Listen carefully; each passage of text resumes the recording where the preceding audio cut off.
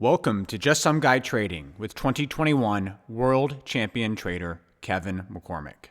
Welcome back to my weekly outlook for the week of April 2nd. This week we're going to be covering the S&P 500, crude oil, heating oil, natural gas, corn, and soybeans. As always, the video goes in this order. Feel free to hop around. As a reminder, this is for educational purposes only. Before we jump into the charts today, I wanted to highlight a little bit of the stuff I covered on a video earlier this week regarding the upcoming rally that I see coming in the S&P 500 for the month of April. This here is showing you the presidential pre-election year cycle.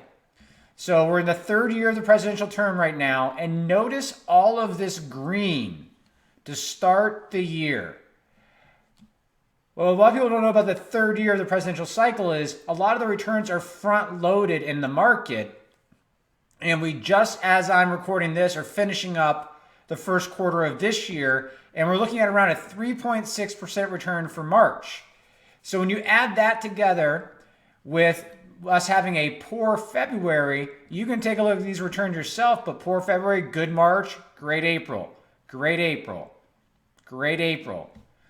In my opinion, we're setting ourselves up to follow through and have another great April in the S&P 500. A few other things to point out here is, if you're watching the media reports and other information out there, everybody is bearish and negative on the market right now. But what no one is talking about is we just completed 2 quarters of positive returns in the S&P 500.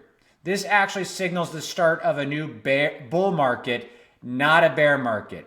We have never had 2 quarters of positive market returns during a bear market.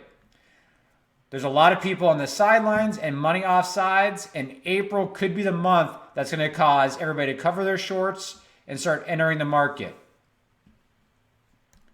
Last thing to highlight, as I was saying here, presidential cycle drives stocks. The third year is almost double the average return of other years during the 4-year presidential term. So, like I'm saying, it's looking like we have a bullish year ahead of us and a bullish April ahead as well. Even though we've had this unbelievable rally over the last 2 weeks, it looks like it's set up to continue. As my viewers know, I was the winner of the 2021 Futures Championship, and I'm in it again this year. Here's a quick update for you. Sitting in third with 80% returns. If you can find anybody else on YouTube doing trading commentary that has true audited results, go ahead and share them with me. Enough with the PowerPoints. Let's jump into the charts in my outlook for April 2nd. In addition to having a great setup for the S&P 500 in April, April has 2 of my favorite seasonal trades. The Easter trade, which is going to occur next week, and then the tax trade.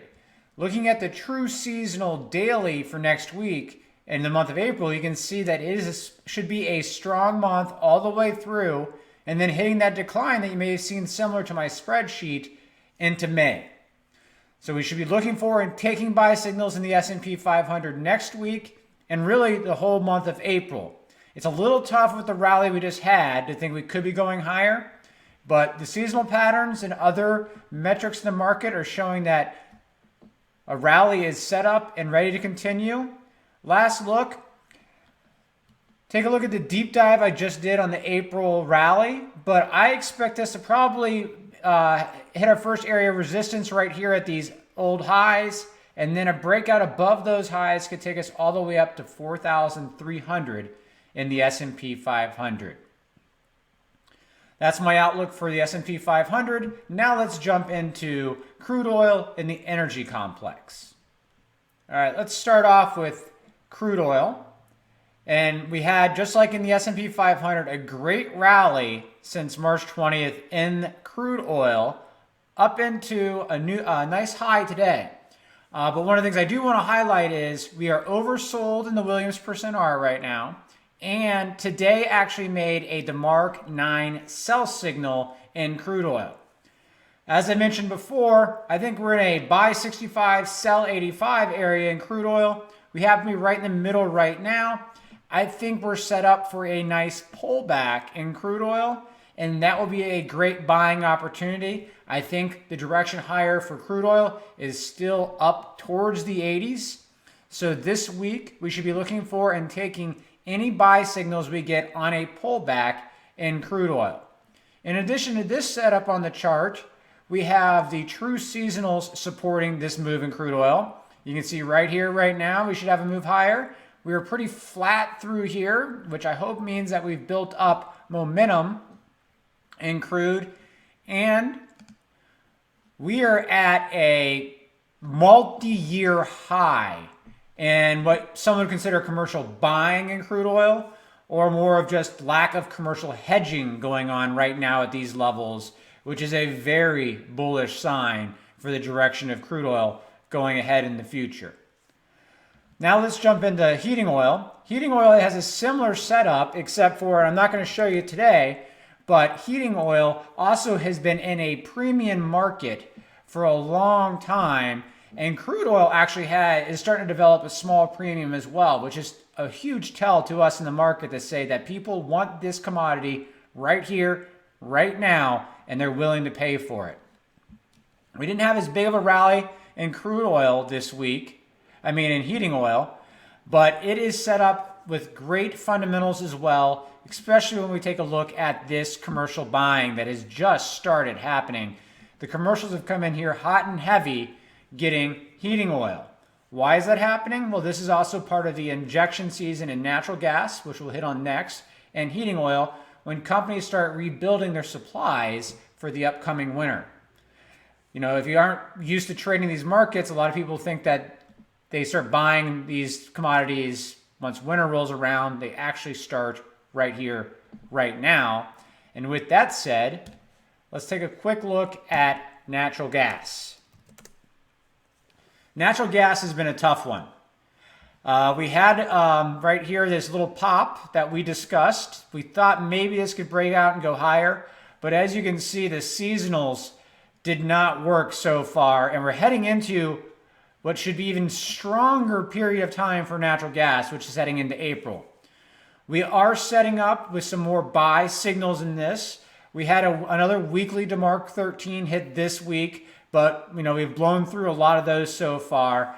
I think we're starting to develop maybe one more week of natural gas decline, and then we can start looking more heavily at natural gas and buy signals. You can see here the ADX, we had that first cross above 40, the rally, and then it brought us back down. We're still up above 40, which is calling for a bottom.